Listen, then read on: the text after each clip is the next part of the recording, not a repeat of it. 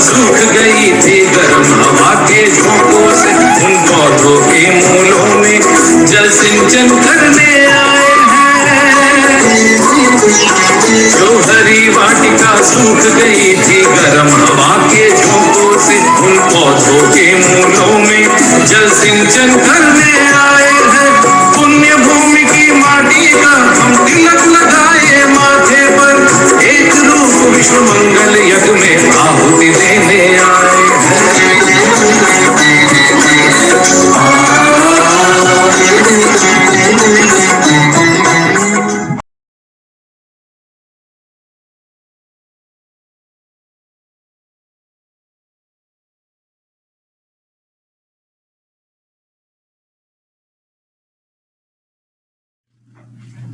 ॐ सर्वे वेदा यद्पदमामनन्ति त्वपंसि सर्वाणि च यदुदन्ति यदिच्छन्तो ब्रह्मचर्यं चरन्ति तत्ते पदं संग्रहेणो ब्रब्रवीमि ओम इति एतत्। आदर और सम्मान की योग्य नेपाल आर्य समाज तथा काठमांडू केंद्रीय सभा के माननीय प्रधान जी, मंत्री जी तथा समस्त कार्यकर्ता अधिकारी वर्ग, अमेरिका से जुड़े हमारे माननीय श्रद्धाभाजन माधव जी और इस कार्यक्रम को संचालन कर रहे हैं हमारे भाई सबकोटा जी और जितने भी गण्यमान्य व्यक्तित्व इस कार्यक्रम में जुड़े हैं, मैं सबका आभार व्यक्त करता हूँ। थोक से सबको अभिवादन करता हूँ, नमन करता हूँ। बहुत ही रोचकता के साथ 7 दिन आप लोगों के मध्य में पार हो गया, ये पता ही नहीं लग पाया। और जबकि एक भी व्याख्यान मेरा पूरा नहीं हो पाया 7 दिन में बदल करके विचार मैं दिया हूँ, लेकिन एक भी विचार मेरा पूर्ण नहीं हो पाया। चलिए कोई बात नहीं, आज एक महत्वपूर्ण सवाल सामने उपस्थित हुआ है और मैं चाहूँगा कि इसका समाधान मैं दूँ, लेकिन इतना ज़रूर जान गया मैं कि जिन सज्जन ने ये सवाल उठाए हैं वो स्वाध्यायशील हैं और ऋषि दयानंद के मंतव्यों को जानने का, पहचानने का प्रयास भी किया है। तो आइए, हमें इसी मानव जीवन को समझना पड़ेगा पहले, तो इसका समाधान अपने आप में आ जाएगा। जब मानव जीवन हमारा होता है या मानव जीवन मिलता है, तो मानव जीवन में हम प्रयास क्या करते हैं? धरती पर आकर, दुनिया में आकर के हम प्रयास क्या करते हैं? दुनिया में आकर के प्रयास करना पड़ता है आत्मिक उत्थान। और ये जो कुछ भी है मानव जीवन का सारा कार्य आत्मिक उत्थान के लिए,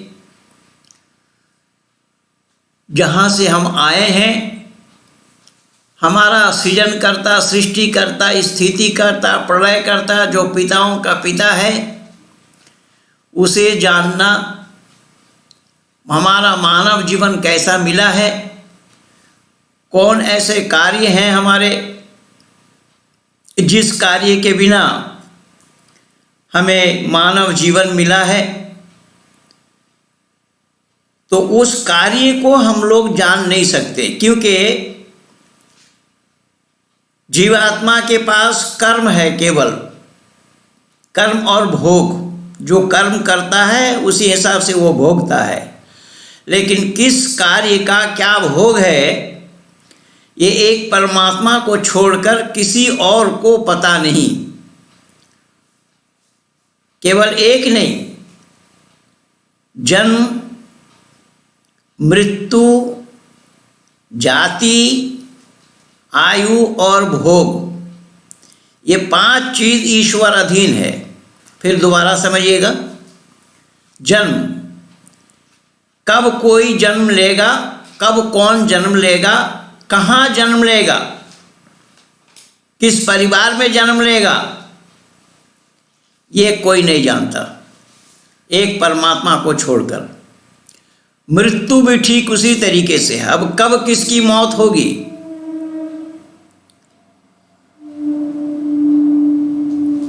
कब का अंतिम समय, किसका अंतिम समय कब आने वाला है, कब आएगा, यह भी कोई नहीं जान सकता सिवाय परमात्मा को छोड़कर। जन्म हो गया, मृत्यु हो गई। जाति, जाति के माने ये मत समझना, और मेरा यूट्यूब में आप लोग पा भी जाएंगे, कह रहे ये जाति, जाते जाते भी नहीं जाती। ये लोग कहते हैं जातियाँ, जाति के नाम से संपूर्ण, केवल ना आपके नेपाल में ना हमारे भारत में, संपूर्ण विश्व के आंगन में मानव मात्र में त्राहिमाम त्राहिमाम मची हुई है ये जाति के नाम से। जबकि वैदिक संस्कृति यह है, वैदिक मान्यता यह है, वैदिक परंपरा के अनुसार समान प्रसवात्मिका सा जाति, अर्थात प्रसव करने का तरीका जिनका एक है वो सब एक जाति के हैं। तो मानव मात्र का प्रसव करने का तरीका एक ही है, अलग ढंग से कोई प्रसव नहीं करते, प्रसव नहीं होते। तो मानव मात्र के एक जाति हैं। योगेश्वर कृष्ण इस संदर्भ में उपदेश दे रहे हैं कि चतुर्वर्ण मया सिस्टम गुण कर्म विभाग असौ, ये 4 वर्ण है, जाति नहीं है। लोग कहते हैं ये जाति है, ब्राह्मण जाति है, क्षत्रिय जाति है, वैश्य जाति है, शूद्र जाति है। नहीं, ये सब जाति नहीं है,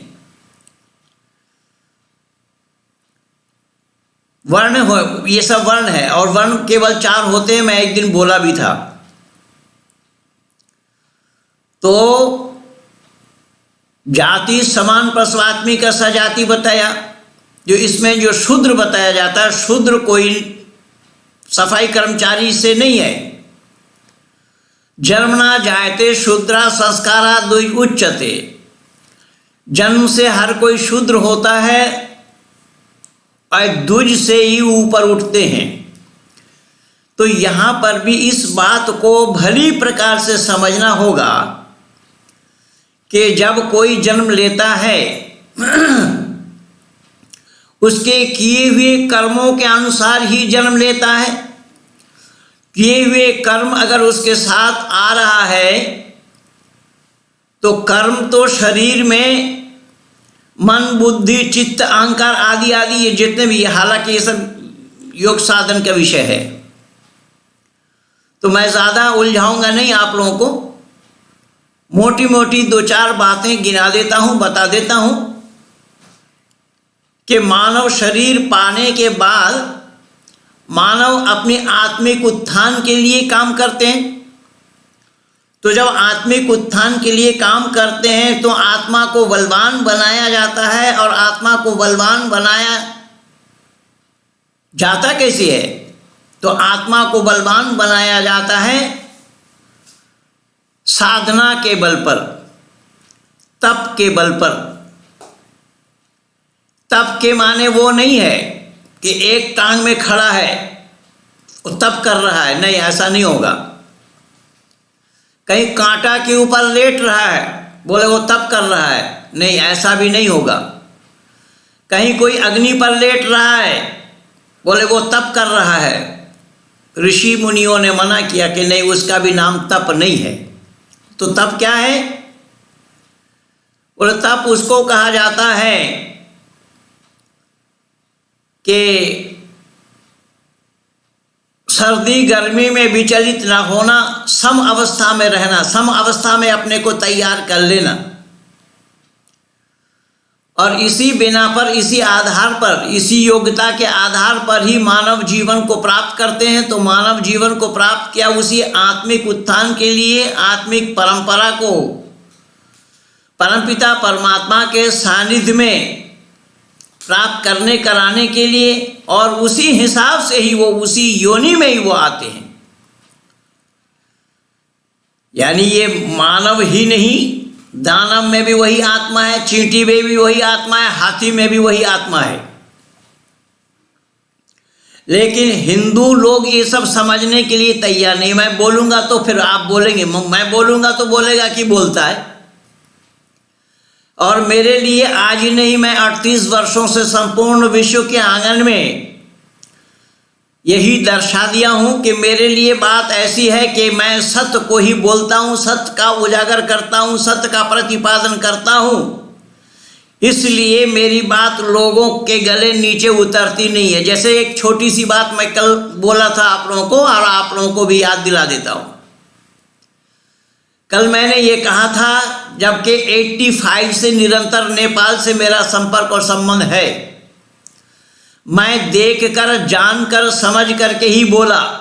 सूर्यास्त नेपाल बोतल हस्त वाली बात, अगर ये बात नेपाल में नहीं है तो मैं दोषी हूं, और अगर यही बात नेपाल में है तो फिर ये क्यों दोष दिया जा रहा है, क्यों ये बताया जा रहा है कि महेंद्रपाल जी ऐसे कहते हैं।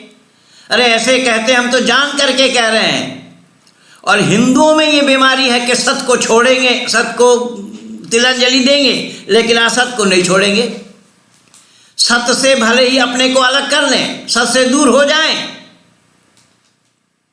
असत्य को नहीं छोड़ेंगे, असत्य को चिपक के रखेंगे, असत्य को गले लगाएंगे।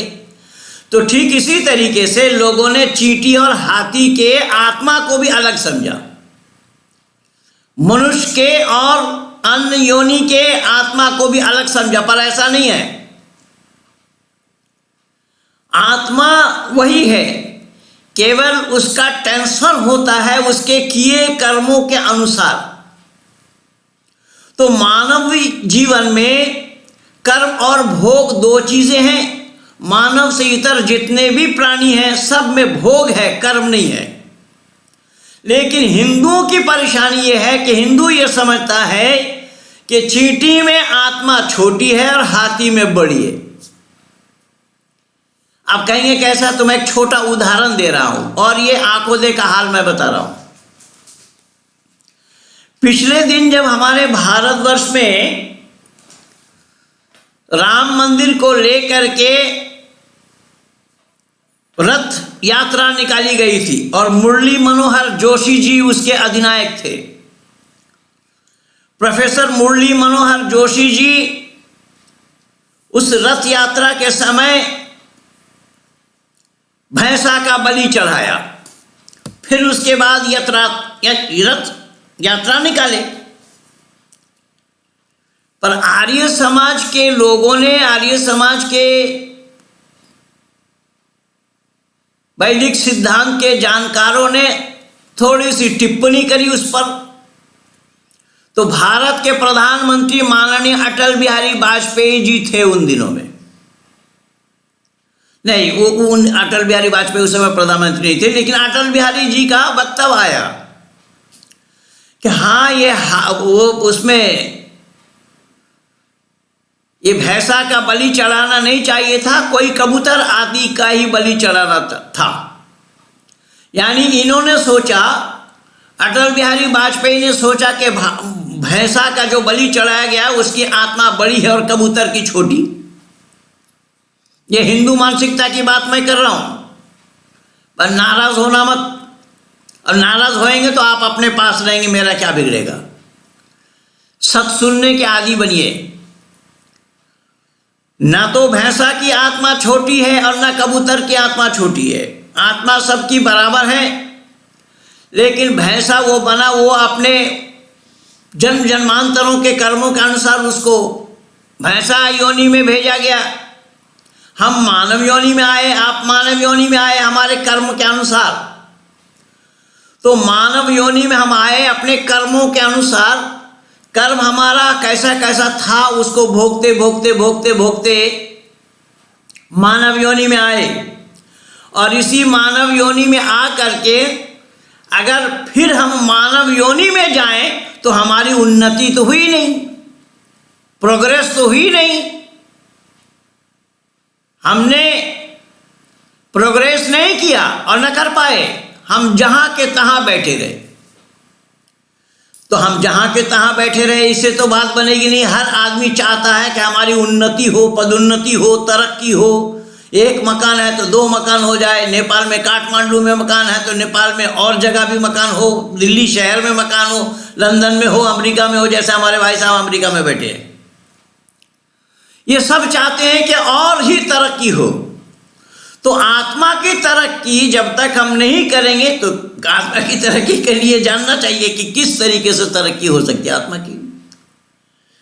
तो ये मन, बुद्धि, चित्त, अहंकार आदि आदि ये जितने जो कुछ भी हैं, वो जन्म जन्मांतरों से आ करके, प्रारब्ध भी आ करके इसके साथ जुड़ रहा है। और उसी के अनुसार ही हमारी उन्नति होती है, उसी के अनुसार ही हम प्रोग्रेस करते हैं। लेकिन हमारा काम अगर जूं का तू रह गया तो हमारी उन्नति कहाँ हुई? तो आप कहेंगे फिर मानव योनि में हम आए हैं तो मानव से हमें क्या बनना चाहिए? अरे भाई, मानव से जब हम आप ऊपर उठेंगे तो हम और आप देवत्व को प्राप्त करेंगे। और यही मानव में आकर के अगर हमारा कर्म खराब हुआ, हम अपने मर्यादा को नहीं जाने, तो राक्षस बन जाएंगे। तो राक्षस कोई आसमान से गिरता नहीं है और न जमीन के अंदर से निकलती है। ये निकलने का, गिरने का सवाल ही नहीं है। यानी देवता आसमान से गिरते नहीं है और न जमीन के अंदर से निकलते हैं। देवता देवत्व के गुणों को जो प्राप्त करते हैं, इस उदाहरण हमारे सामने है, उदाहरण हमारे सामने है। और ये बताया जाता है कि 9.5 लाख वर्ष होने के बावजूद भी मर्यादा पुरुषोत्तम राम का नाम लेते हैं हम लोग। और हम भारतवासी और आप नेपालवासी, भले ही हमारा देश 2 हो, देश अलग हो, लेकिन आत्मा से लगाव है, आत्मा से जुड़ाव है। क्योंकि पिता भारत का और मां नेपाल की। पर इस चीज को भी, आज इस गरिमा को भी लोगों ने जानने का, समझने का प्रयास नहीं किया। और आज मैं क्या बताऊं, जब मौका लग गया, छिड़ गया, तो मैं आज खुलासा कर देता हूं। हमारे भारत वर्ष में इसी राम के नाम से विवाद छिड़ा हुआ है। कल मैं बोलने वाला था लेकिन प्रसंग नहीं आया था, आज राम का प्रसंग आया, इसीलिए मैं बोल रहा हूं। भारतवर्ष में राम के नाम से विवाद छिड़ा हुआ है।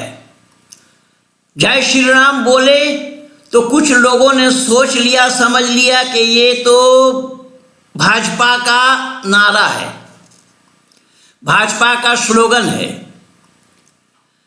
कल बंगाल के धरती पर एक प्रोग्राम हुआ नेताजी सुभाष चंद्र बोस के 125वां जयंती पर। तो नेताजी सुभाष चंद्र बोस की गरिमा को लोगों ने जाना, समझा, परखा नहीं। और मैं विशेष करके उन बंगला भाषियों को, बंगाल प्रांत के लोगों को भी आप लोगों के माध्यम से कहना चाहूँगा कि बंगाल प्रांत के लोगों ने भी बंगाल के मर्यादा को नहीं समझा, नहीं जाना, नहीं परखा। आप कहेंगे कैसा? अरे बंगाल के लोग अगर बंगाल के मर्यादा को जानते, समझते और परखते होते तो 34 वर्ष तक कम्युनिस्टों को यहां पर राजगद्दी पर नहीं बिठाते, जिसको वाम मार्गी कहा जाता है। और वाम के माने होता उल्टा और मार्गी माने मार्ग, रास्ता चलने वाला। तो ये उल्टा चलने वाला है, सीधा ये कभी चला ही नहीं। घर परिवार में जब हमारा बच्चा कोई गलत काम करता है तो हम ही टोकते हैं, हम बोलते हैं अरे तू हमेशा खाली उल्टा ही चलता है, उल्टा काम करता है। तो उल्टा काम करने वाले का नाम वाममार्गी है। अगर बंगाल के मर्यादा बंगाली लोग समझते होते तो 34 वर्ष तक इन्हें राज करने का अवसर क्यों और कैसे देते, पहली बात। दूसरी बात यह है कि बंगाल के मुख्यमंत्री माननीय ममता बनर्जी, इस राम के नाम से उनको तकलीफ है। कल उस मंच पे आई बोलने के लिए जय श्री राम नारा लगाया तो वो नाराज हो गई और नाराज हो करके बोली नहीं और आरोप प्रत्यारोप करते हुए चली गई। आज विभिन्न चैनलों में भारतवर्ष के अंदर में ये दिखाया जा रहा है क्या हुआ क्या नहीं हुआ, कुछ पक्ष में कुछ विपक्ष में ये चल रहा है। लेकिन राम एक ऐसा नाम है कि 9.5 लाख वर्ष बीत जाने के बाद भी हम याद कर रहे हैं। क्यों?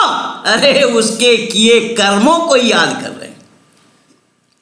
रही बात ममता बनर्जी की, ममता बनर्जी एक भारत के एक प्रांत के मुख्यमंत्री होने के बावजूद भी भारत के प्रधानमंत्री को बाहर वाला बताता है। इससे अंदाजा लगा लीजिए कि भेजा नाम की कोई चीज परमात्मा ने इनको दिया कि नहीं दिया। एक प्रांत के मुख्यमंत्री होकर के भारत के प्रधानमंत्री को बाहर वाला बता रहा है, बाहर वाला बताया जा रहा है। अब बाहर का है और बहिरागत बोल रहे हैं। तो भाई जब वो बंगाल आए, नेताजी सुभाष चंद्र बोस के जन्मदिन को मनाने के लिए आए या नेताजी सुभाष चंद्र बोस के गरिमा को बखान करने के लिए आए, तो आप अगर बंगाल के हैं तो आप अपने बंगाल की बंगालियत को उनके ऊपर प्रभाव डालते, तब तो बात थी।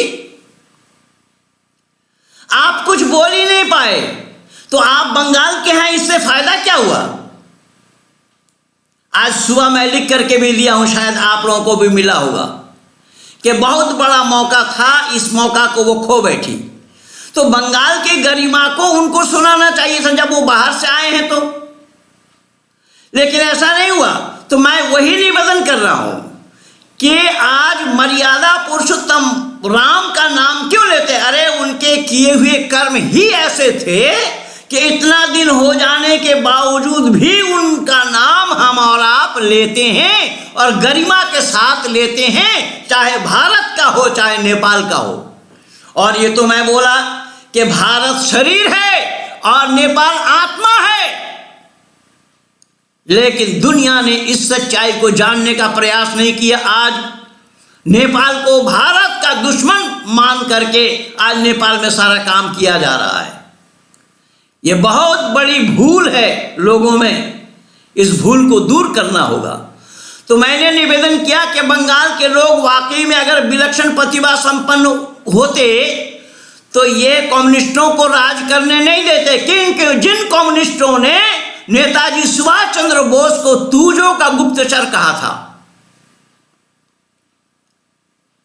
जापान का प्राइम मिनिस्टर का गुप्तचर कहा था, केवल गुप्तचर ही नहीं कहा, इन्हीं कम्युनिस्टों ने नेताजी सुभाष चंद्र बोस को कुत्ता जैसा कार्टून बना करके गले में जंजीर डालकर घसीटता हुआ दिखाया था अखबारों में। ये है कम्युनिस्ट, और ये बंगाल के लोग उन्हीं कम्युनिस्टों के हाथ में बंगाल को बेचा था, 1-2 दिन के लिए नहीं अपितु 34 वर्ष तक के लिए।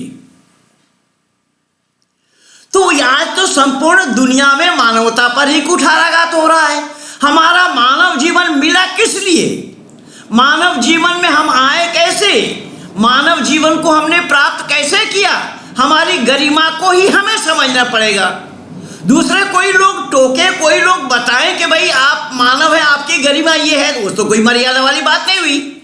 इसलिए मैंने निवेदन किया कि मर्यादा पुरुषोत्तम राम वो काम कर गए कि उनके ना रहने के बावजूद भी हम उनका नाम ले रहे हैं, आदर और सम्मान के साथ ले रहे हैं। लेकिन हमारे भारत में आज दूरदर्शन में बैठ करके राम नाम की चर्चा हो रही, वही पक्ष में विपक्ष में। कांग्रेसी वाले कह रहे हैं, राशिद अल्वी ने तो यहां तक कह दिया कि जय श्री राम तो बीजेपी वालों ने एक हथियार बना करके काम कर रहे हैं। एक कांग्रेसी नेता दिग्विजय सिंह कह रहे हैं कि जय श्री राम ये नारा गलत है, जय सीताराम बोलना चाहिए। और इन जाहिल आदमी को पता नहीं कि माता सीता जब राम के जन्म जीवन में आएगी तब तो सीताराम होगा, और विवाह से पहले राम अकेले नहीं थे। पर कहां कहां बताया जाए, किनको किनको बताया जाए। तो मैं ये निवेदन कर रहा हूं कि ये मन बुद्धि चित्त अहंकार आदि ये जितने जितने जितने जितने जितने हमारे में है, हमारे ऋषि मुनियों ने वो ढूंढ करके हमें दिया है, हमारे ऋषि मुनियों ने वो खोज करके हमें दिया है कि मानव जीवन को सफल से सफलतम की ओर ले जाने के लिए ये सारा प्रयास आपका होना चाहिए। अगर आपका प्रयास नहीं होगा तो फिर आपका मानव जीवन वृथा है, वृथा व्यर्थ है। तो मानव जीवन में आकर के हमने मन को नहीं जाना, अपने बुद्धि को नहीं जाना, अपने चित्त को नहीं जाना, जो आध्यात्मिक क्षेत्र में हम रम नहीं पाए, जो मुक्ति का साधन क्या है उसको जान नहीं पाए। मुक्ति किससे मिलती है, मुक्ति किसको कहा जाता है? मुक्ति के माने ये लोग समझते हैं कि जन्म नहीं होगा, जन्म और मृत्यु के बंधन से छुटकारा पाने का नाम मोक्ष है। नहीं, गलत है। जन्म और मृत्यु से छुटकारा जीवात्मा को मिलना ही नहीं है। जीवात्मा को जीवात्मा रहना है, जीवात्मा कभी परमात्मा नहीं बन सकता। क्यों? उदाहरण में ऋषि दयानंद ने ही दिया है। ऋषि दयानंद लिखते हैं कि एक लोहा को अग्नि में डाल दिया जाए तो लाल यानी अग्नि, ये लोहा अग्नि में जाकर अग्नि सम हो जाएगा, अग्नि के मुताबिक हो जाएगा, अग्नि के बराबर हो जाएगा लोहा। किंतु लोहा को अग्नि से निकालने के बाद लोहा को लोहा रहना है। लोहा कभी भी अग्नि नहीं होगा, लोहा को लोहा रहना है। यहां पर भी बात ठीक वही है। ऋषि दयानंद इन्हीं चीजों को, इन्हीं बातों को दर्शा रहे हैं कि ऐ मानव कहलाने वालों, तुम्हारा नाम मानव पड़ा है, मानव योनि में तुम आए हो, तुम्हारे कर्मों के अनुसार ही मानव योनि तुम्हें प्राप्त हुआ है, और मानव योनि में तुम्हारी आत्मा, बुद्धि, मन ये तो सब साथ जुड़ा हुआ है ना। अब एक छोटा सा उदाहरण दे रहा हूं मैं, छोटा सा उदाहरण मैं ये ले रहा हूं कि शरीर, ये पूरा स्ट्रक्चर का नाम शरीर है। ये हाथ शरीर का एक पार्ट है, हाथ शरीर का एक पार्ट है, और ये आंख, कान, नाक आदि आदि ये शरीर का पार्ट है। शरीर का संपर्क किससे है? शरीर का संपर्क है अर्थ से। समझने का प्रयास करना। शरीर का संपर्क है अर्थ से, अर्थ धन। क्यों? कि शरीर को भोजन चाहिए, वस्त्र चाहिए और सुख सुविधा चाहिए, और वो सारा सुख सुविधा मिलना है अर्थ के द्वारा। अगर आपके पास धन नहीं है तो शरीर को आप सुख नहीं दे पाएंगे। और मन का संबंध किससे और किन से है? मन का संबंध है संकल्प और विकल्प से। हमारे भाई माधव प्रसाद मैलानी जी अमेरिका में बैठ करके, अपना देश नेपाल है, यही तो मातृभूमि, यही तो जननी जन्माभूमिश्च स्वर्गादपि गरीयसी, इसी का ही नाम है। और वहां अमेरिका में बैठे बैठे नेपाल के लिए सोच रहे हैं, काम काज छोड़ करके इस वर्चुअल मीटिंग में योगदान दे रहे हैं, संपूर्ण दायित्व निर्वहन कर रहे हैं आदि आदि। तो कहने का तात्पर्य ये है कि इस कार्यक्रम में जाएं या ना जाएं, ये मन का काम है। संकल्प और विकल्प, करें क्या ना करें, क्या खाएं क्या ना खाएं, जाएं या ना जाएं, आदि आदि आदि आदि जितना भी संकल्प और विकल्प है ये मन का काम है। और मन चलायमान है।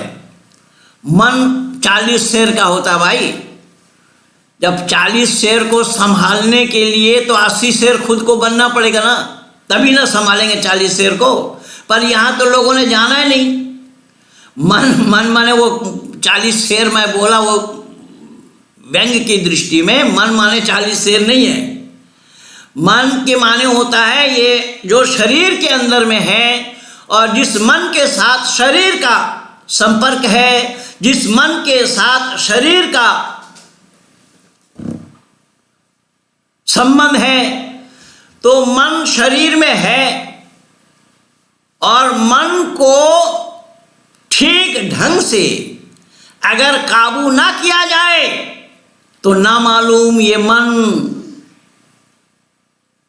कहाँ कहाँ भागती फिरेगी।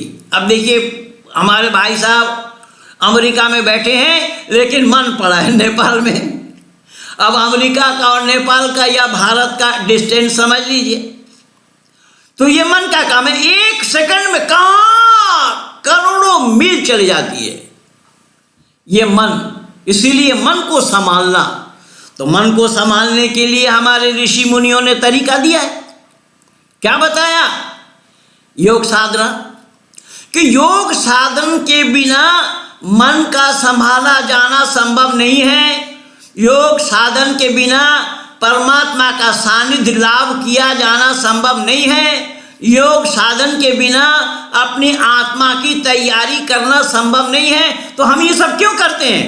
अरे ये सब इसीलिए करते हैं कि आने वाला समय हमारा अच्छा से अच्छा हो, हमारी उन्नति हो, हम प्रोग्रेस करें, हम आगे के ऊपर आगे की ओर चलें, ऊपर उठे, आदि आदि। ये सारा प्रयास इसी में होता है। तो शरीर हो गया, मन हो गया, और बुद्धि है निर्णायक। देखिए शब्द पर ध्यान देना, बुद्धि निर्णायक है। बुद्धि निर्णय देती है सत्संग में जाए या ना जाए। बुद्धि मोहर लगाती है, जाए या ना जाए। मन ने बोला, अगर बुद्धि आपकी सही है, बुद्धि अगर आपका ठीक है, मेधा सुमेधा प्रज्ञा और रितम भरा बुद्धि आपकी है, तो फौरन मोहर लगाती है कि बेटा सत्संग में चल। तो ये सारा इसी जीवन में ही, मानव जीवन में ही हो रहा है, मानव जीवन में ही होता है। लेकिन दुर्भाग्य तो ये है कि आज मानव जीवन क्या है इसे ही हमने जानने का, समझने का प्रयास ही नहीं किया। दुर्भाग्य वहां है, और इसी दुर्भाग्य के कारण हम मानव जीवन अपने आप ही सफल बनाने के बजाय बिगाड़ने में लगे हैं। इसलिए मैंने बोला कि अगर माननीय प्रधानमंत्री भारत के बंगाल के धरती पर आए थे, तो बंगाल के मुख्यमंत्री को चाहिए था कि सभी विवादों को, ठीक है विवाद तो है, विवाद रहने दीजिए, विवाद को अलग करिए, आप प्रांत के मुख्यमंत्री हैं तो आप अपनी गरिमा को तो बनाए रखना था। मुख्यमंत्री आप केवल एक के नहीं है, एक व्यक्ति के नहीं है, एक वर्ग के नहीं है, एक संप्रदाय के नहीं है, आप पूरे प्रांत के मुख्यमंत्री हैं। तो प्रांत के गरिमा को बचाना, प्रांत के गरिमा को उजागर करना किसकी जिम्मेदारी थी? प्रधानमंत्री की या आपकी? लेकिन आप में वो खूबी नहीं है, और आप में वो खूबी ना होने का ये सारा नतीजा आ गया उसी राम पर। क्या तमाशा किया है लोगों ने। जिस राम का नाम हम ले रहे हैं, इतना दिन बीत जाने के बावजूद भी, 9.5 लाख वर्ष हो जाने के बावजूद भी राम की गरिमा को हम लोग उजागर कर रहे हैं, और अभिवादन नमस्ते के बजाय राम राम बोल रहे हैं।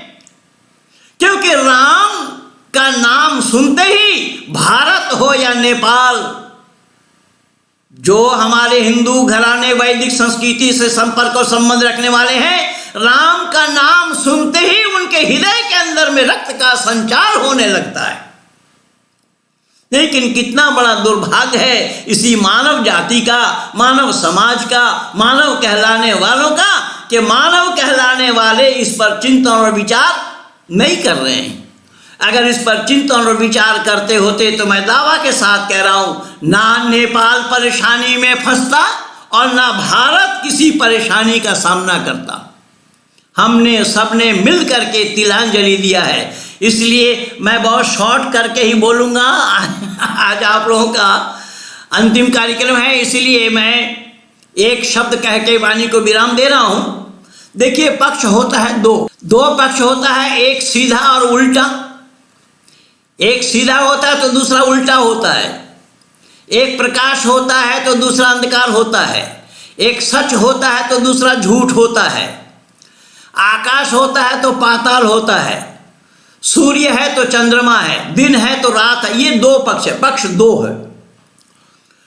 तो जो धर्मात्मा है, धर्मात्मा का काम क्या है? धर्मात्मा का काम है लोगों को, मानव समाज को, जनमानस को धर्म के नाम से जानकारी कराना, धर्म उपदेश देना, मानव समाज को धर्म के साथ जुड़ने का उपदेश देना, धर्म के बारे में समझाना, क्योंकि वह परमपिता परमात्मा के साथ जुड़ा हुआ है। क्योंकि जहाँ धर्म है वहीं परमात्मा है, जहाँ परमात्मा है वहीं धर्म है, वहीं वेद है, वहीं राष्ट्र है। ये चार एक दूसरे के पूरक है। तो धर्मात्मा का काम क्या हुआ? धर्म उपदेश देना। उदाहरण के रूप में समझिए कि एक धर्मात्मा एक दिन धर्म उपदेश देने के लिए जा रहे थे। पैदल का रास्ता था, पैदल चलते चलते जा रहे थे, तो उन्होंने एक आवाज़ सुनी और किसी ने बोला कि धर्मात्मा मुझे बचा लो। तो धर्मात्मा पीछे मुड़ करके देखे, कुछ दिखाई नहीं पड़े। तो उन्होंने सोचा कि जब दिखाई नहीं पड़ रहे हैं, आवाज़ लगाया तो अब कोई व्यक्ति तो होगा, कोई आदमी तो होगा जिसने आवाज़ लगाई होगी। तो अब आगे जाने के बजाय पीछे हटे। पीछे देखा कि सड़क के किनारे एक आदमी पूरा लहूलुहान अवस्था में पड़ा है, क्षत अवस्था में पड़ा है, पूरा शरीर उसके खून से लथपथ है। धर्मात्मा उसे देख करके डर गए, घबराए, पीछे हटने लगे। धर्मात्मा ने सोचा कि चोर डाकू दस्यु होगा, किसी ने मारना चाहा, मार नहीं पाया, तो इसको कैसे क्या करें। तो चलो उसके पास जाकर के पूछ लेते हैं। उससे पूछा कि भैया कौन हो तुम्हें आवाज़ लगाई? बोले हाँ मैंने आवाज़ लगाई, मैं मर रहा हूँ, मुझे बचा लो। तो धर्मात्मा ने कहा कि भाई तू मर रहा है, तुझे बचा लूँ, कहीं कुछ गलत काम तूने किया होगा, इस तरीके से है जो क्षत अवस्था में है, और कहीं मर्डर केस मेरे ऊपर लग जाए, भारतीय संविधान के अनुसार धारा नंबर 302 मेरे ऊपर लग जाए। तो उसने बोला कि नहीं कुछ भी नहीं लगेगा, लेकिन मुझे बचाओ, मैं तुम्हारा छोटा भाई हूं। धर्मात्मा ने सोचा अरे मेरा कोई भाई नहीं, तू छोटा भाई है, कैसे भाई? तो उसने बोला कि मैं तुम्हारा छोटा भाई हूं, मैं सच बता रहा हूं, मुझे बचा लो, मैं तुम्हारा भाई हूं। तो धर्मात्मा ने कहा कि भाई तू बता, तब तू बताएगा, नहीं तो कैसे बचाएंगे। तो उस दुरात्मा, उसका नाम दुरात्मा था, उस दुरात्मा ने कहा कि धर्मात्मा मैं हूं दुरात्मा और तुम्हारा छोटा भाई, मुझे बचाओ। तो धर्मात्मा तो दुनिया वालों को यही उपदेश दे रहे हैं ना कि दुरात्मा के चंगुल में मत फंसना, दुरात्मा के बहकावे में मत आना, दुरात्मा के बातों पे मत आना, दुरात्मा से दूर होना, दुरात्मा से दूर रहना। धर्मात्मा तो यही उपदेश दिए फिर रहे हैं, चाहे मैं नेपाल में जा कर के दूं या घर बैठे बैठे नेपाल वालों को दूं, या विश्व के आंगन में लोग जुड़े हुए हैं, विश्व के आंगन से आए लोग 50, मैं देख रहा हूं 50 लोग जुड़े हुए हैं, सभी लोग सुन रहे हैं। तो धर्मात्मा ने बोला कि भाई जब मैं यही काम करता हूं, तेरे बारे में दुनिया वालों को जानकारी कराता हूं कि तेरे बहकावे में ना आए और मैं तुझे बचाने लगूं, ये नहीं होगा। तो दुरात्मा ने क्या कहा बंधुओं सुनिए, और मैदानी जी मैं ध्यान चाहूंगा आपका। दुरात्मा क्या कह रहा है जरा सुनिए ध्यान से। दुरात्मा कह रहा है कि मेरे बड़े भाई धर्मात्मा आप मुझे बचा लो, कहीं मैं मर गया तो आप भी मर जाओगे। धर्मात्मा तो हक्का बक्का हो रहे हैं कि भाई तेरे मरने से मैं क्यों मरूं, तेरे मरने से मैं क्यों मरूं। तो दुरात्मा ने कहा कि भाई यही तो बात है जिसे तुम समझ नहीं रहे हो। बोले क्या समझना था? तो दुरात्मा ने कहा कि देखो, तुम दुनिया में घूमते फिरते दुनिया वालों को उपदेश देते हो कि दुरात्मा के बहकावे में ना आओ। बोले हाँ। तो बोले मैं तो वही दुरात्मा हूं, और मैं मर गया तो तुम भी मरोगे, इसलिए कि तुम अपनी दुकान कहां चलाओगे। समझ रहे हैं भाई साहब?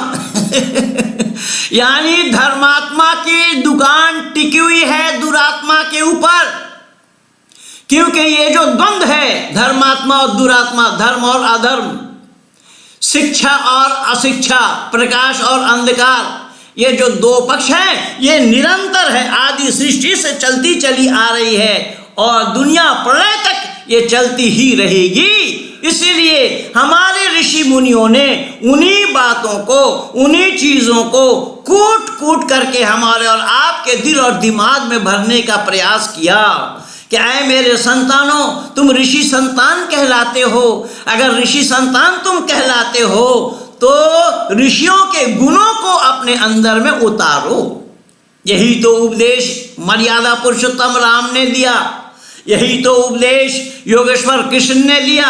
ये दो ही महापुरुष हुए हैं हमारे वैदिक संस्कृति में। ऋषि दयानंद ने तो लिखा है आप पुरुष थे, लेकिन दुर्भाग्य तो यह है कि हिंदू लोगों को एक तांडव फिल्म कोई बना देता है तो उसके ऊपर चैप हो जाते हैं, उस पर प्रतिबंध लगाते हैं, उस पर केस करते हैं। और यही हिंदू योगेश्वर कृष्ण को महिलाओं का कपड़ा लेकर पेड़ पर चढ़ा दिया।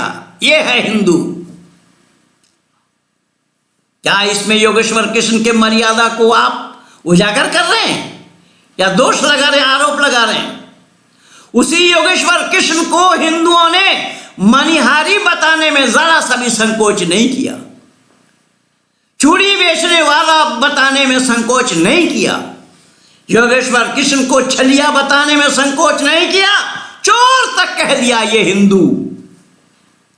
ऋषि दयानंद लिख रहे हैं कि योगेश्वर कृष्ण आप्त पुरुष थे। आप्त पुरुष, आप्त पुरुष कौन, कैसे? तो ऋषि दयानंद कह रहे हैं, लिख रहे हैं कि जिन्होंने अपने जिंदगी में कभी कोई गलत कदम नहीं उठाया है उन्हें आप्त पुरुष कहा जाता है। लेकिन देश का कितना बड़ा दुर्भाग्य है, चाहे वो आपका नेपाल का हो या हमारा भारत का हो, हम राम और सीता दोनों के संतान ठहरे। राम भारत के, मां सीता नेपाल के, और हम संतान दोनों के। लेकिन कितना बड़ा दुर्भाग्य है, हम एक दूसरे के मर्यादा को जानने का, समझने का प्रयास नहीं कर रहे हैं। यही तो कारण बना। तो दुरात्मा ने यही बोला था कि धर्मात्मा, आप तो मेरे नाम को भूजा कर खा रहे हो, मेरे नाम को भुना रहे हो। आप दुनिया में जा रहे हो कि दुरात्मा के चक्कर में मत आओ। मैं ही दुरात्मा अगर मर गया तो आप अपनी दुकान कहां चलाओगे? समझ में आ रही बात को? इसलिए मैंने निवेदन किया कि हमारे ऋषि मुनियों ने हम मानव समाज को उसी मर्यादा पुरुषोत्तम राम के साथ जोड़ा। मर्यादा पुरुषोत्तम राम के आदर्श को हमें बताया। वो कितने आदर्श पुरुष थे। अरे वो काल याद करिए, राम के सामने कोई ऐसी शक्ति नहीं थी कि उनको 14 वर्ष के लिए जंगल भेजते। उनको भेजा नहीं था, अपितु वो सहर्ष स्वीकार किए थे। माता पिता का आदेश का पालन करने के लिए उन्होंने 14 वर्ष के लिए जंगल को स्वीकार किया। और वो माता कैसी, विमाता का आदेश था, पिता का भी नहीं, विमाता का आदेश था। और विमाता जानते हैं हम लोग तो सहज भाषा में, लोकाचार के भाषा में, सरल भाषा में, देश गांव की भाषा में सौतेली माँ बोलते हैं। सौतेली, अरे एक तेली से ही, एक तेली का मुंह देखना लोग अशुभ मानते हैं, वह राम के लिए सौतेली। इसलिए बंधुओं मैं निवेदन कर रहा हूं, बड़ी लंबी कहानी है, कभी मौका मिलेगा फिर सुनाऊंगा आप लोगों को। तो मैं निवेदन कर रहा हूं, हमारे ऋषि मुनियों ने हमें जोड़ा उन्हीं राम के साथ। हमारे ऋषि मुनियों ने जोड़ा हमें योगेश्वर कृष्ण के साथ। हमारे ऋषि मुनियों ने जोड़ा परमात्मा के उपदेश को आत्मसात करते हुए अपने जीवन को सफल से सफलतम की ओर ले जाने के लिए सारा उपदेश आया है वेद का। क्योंकि वेद में आदेश और निषेध दो बातें हैं। आदेश और निषेध दो बातें हैं। जब निषेध को ही हम लोगों ने आदेश मान लिया और आदेश को ही निषेध समझ करके वेद विरुद्ध आचरण करने लगे, जिसका ये सारा नतीजा हमारे और आपके सामने है। लेकिन मैं तो रोकते रोकते भी नहीं रोक पाया अपने को। मैं एक मरीज आदमी हूँ, बोलने की बीमारी है मुझे। जब लग जाता हूँ बोलने में तो फिर रुकने का नाम ही नहीं लेते। तो खैर, आप लोगों का मैं बहुत ही शुक्रगुजार हूँ। और भाई माधव मैदानी जी से मेरा परिचय नहीं था, हमारे सबकोटा परिवार जी ने और हमारे भाई माधव प्रसाद जी जो हमारे मित्र हैं, उपाध्याय जी, उनके माध्यम से ये सारा जुगाड़ हुआ है। एक दूसरे के साथ संपर्क और संबंध बनवाए हैं।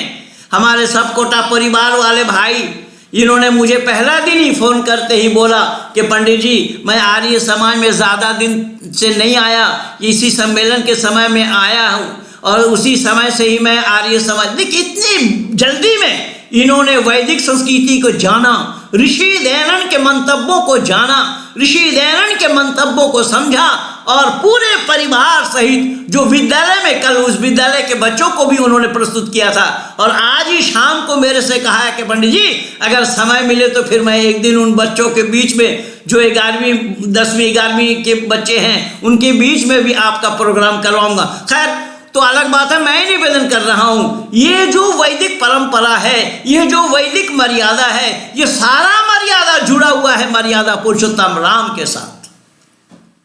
ये सारा मर्यादा जुड़ा हुआ है योगेश्वर कृष्ण के साथ। लेकिन हमारा ही दुर्भाग्य है, हमने राम को जानने का प्रयास नहीं किया, हमने कृष्ण को जानने का प्रयास नहीं किया और न खुद को ही जान पा रहे हैं। इसीलिए मैं निवेदन करूंगा, हाथ जोड़ करके विनती करूंगा कि दुरात्मा को दमन करने के लिए धर्मात्मा का प्रचार प्रसार ज्यादा होना चाहिए। यानी प्रचार प्रसार में अगर वृद्धि हो जाए धर्मात्मा का, तो दुरात्मा के प्रचार में ऑटोमेटिकली कमी आ जाएगी। और कहीं ये धर्मात्मा अपने प्रचार प्रसार में कमी लावे तो दुरात्मा के प्रचार में वृद्धि होगी। ये बिल्कुल सीधा सपाटा बातें हैं और मैं भी बातें स्पष्ट करता हूँ। मैं कोई लाग लपेट वाली बातें मैं जानता ही नहीं हूँ। मैं बिल्कुल सीधा स्ट्रेट कट बात करता हूँ। जिसको अच्छा लगे जीवन में उतारो, जिसको अच्छा ना लगे तो छोड़ दो। मेरे में कुछ फर्क पड़ने वाला नहीं है और ना मेरे को कुछ बिगड़ने वाला है, ना मेरा कुछ बिगड़ने वाला है। इसीलिए मैं निवेदन करूंगा कि आप सभी भाइयों से, बहनों से, कि आप लोगों ने लगातार एक सप्ताह सोमवार से लेकर के आज रविवार तक मेरे विचारों को लगभग घंटा भर सुने हैं। जो बात अच्छी लगी हो अपने जीवन में उसे उतारना और जो बात गलत लगी हो उसे छोड़ देना।